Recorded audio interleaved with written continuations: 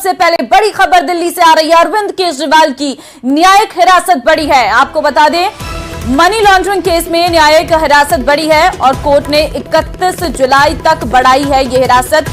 मनीष सिसोदिया के कविता को भी हिरासत उनकी भी बढ़ाई गई है और सीबीआई केस में अरविंद केजरीवाल की न्यायिक हिरासत बढ़ी है। सीबीआई केस में 8 अगस्त तक बढ़ाई गई है ये हिरासत। तो अरविंद केजरीवाल को अभी जेल से बाहर आने में और वक्त लगेगा क्योंकि उन्हें अभी और जेल में रहना पड़ेगा।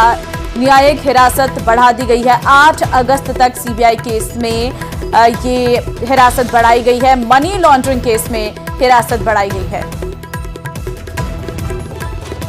नीति आयोग की बैठक से जुड़ी अहम खबर है कि 27 जुलाई को प्रधानमंत्री नरेंद्र मोदी की अध्यक्षता में होने वाली नीति आयोग की बैठक का विपक्ष के मुख्यमंत्रियों ने बहिष्कार करने की घोषणा की है।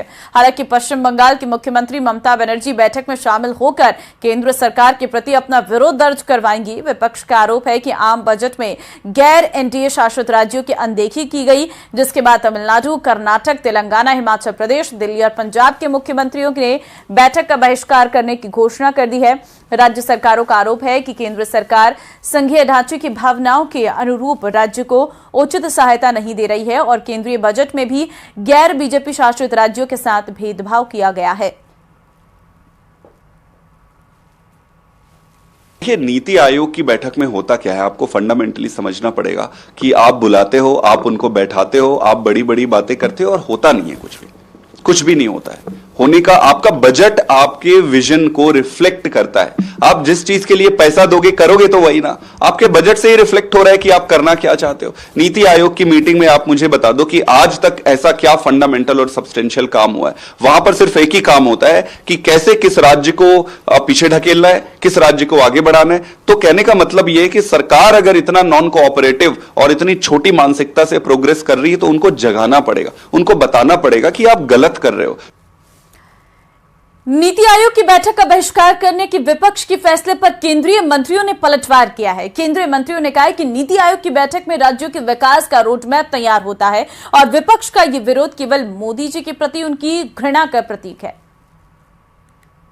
मुझे लगता है कि अपने व्यक्तिगत सोच और शायद प्रधानमंत्री नरेंद्र मोदी जी के प्रति उनकी जो व्यक्तिगत एक घृणा का उनकी सोच है और वो दिखती है। आपने लोकसभा में देखा किस प्रकार से उन्होंने प्रधानमंत्री जी को 2.5 घंटे तक परेशान किया, अपने बात भी देश के समक्ष नहीं रखते। शायद उसके कारण ये विपक्षी दल अपने लोगों की भी चिंता नहीं करते, अपने समर्थकों की भी चिंता नहीं करते, लोकतंत्र की भी चिंता नहीं करते। बजट में तो भेदभाव नहीं हुआ है।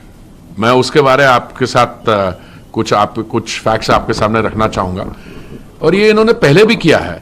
मुझे याद है कि पिछले साल 27 मई 2023 को 8 ऑपोजिशन के chief ministers, Kejriwal ji, Mamata Banerjee, MK Stalin जी, इन्होंने नीति आयोग की एक जो मीटिंग हो रही थी विकसित भारत एट 2047 उसको बायकॉट किया था। ये विषय दुर्भाग्यपूर्ण है और विशेष रूप से कांग्रेस और इंडी गठबंधन के दल पर्सनल इंटरेस्ट को ज़्यादा महत्व दे रहे हैं बजाय पब्लिक इंटरेस्ट के।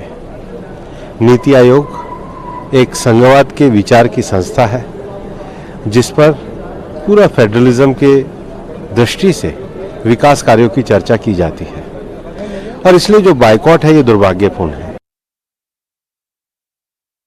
बंगाल की सीएम ममता बनर्जी आज शाम 5:30 बजे दिल्ली पहुंचने वाली है। ममता बनर्जी 27 जुलाई को दिल्ली में नीति आयोग की बैठक जो होने वाली है उसमें शामिल होंगी। हालांकि इंडिया गठबंधन ने इस बैठक का बहिष्कार किया है। जानकारी के मुताबिक आज ममता बनर्जी दिल्ली पहुंचेंगी और कल वो टीएमसी के सांसदों से मुलाकात करेंगे, फिर 27 जुलाई को नीति आयोग की बैठक में शामिल होंगी। संसदीय कार्य मंत्री किरण रिजिजू ने विपक्ष पर हमला बोला है। उन्होंने कहा है कि विपक्ष बजट पर राजनीति कर रहा है। उन्होंने यह भी कहा है कि विपक्ष पीएम मोदी को गाली भी दी है। पहला तो देश का जनादेश, जनता का जनादेश को अपमान किया है और प्रधानमंत्री जी को गाली देने का काम विपक्ष के लोगों ने किया है।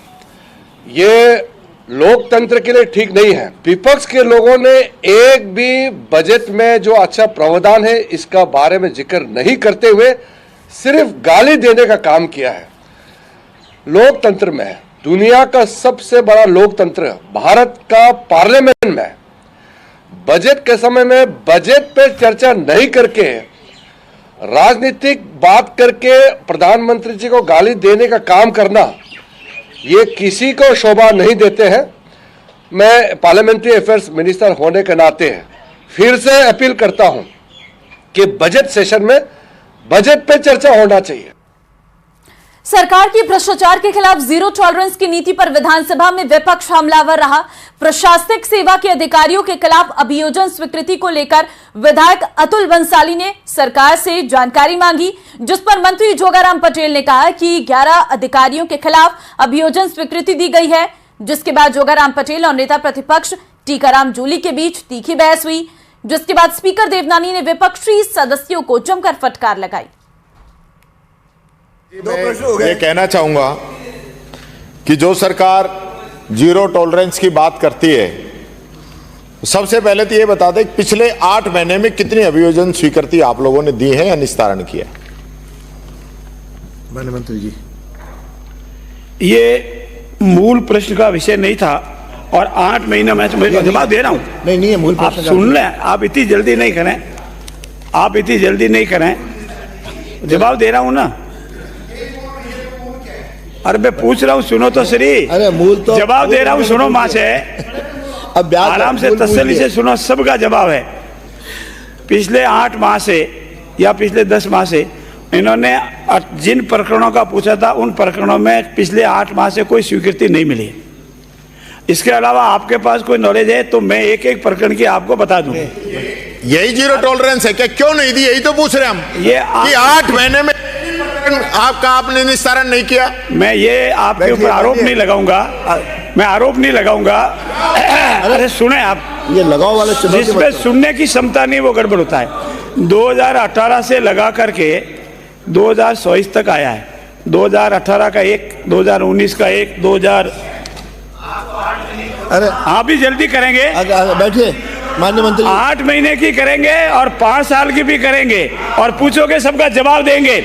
और ये टॉलरेंस, जीरो टॉलरेंस वाली सरकार नीति है। जितने भी प्रकरण दर्ज होंगे शीघ्र निस्तारण करेंगे। अगला प्रश्न माननीय सदस्य अजीब विराजो, कोई अंकित नहीं करे, जो बिना नोटिस के बोले कोई अंकित न करे।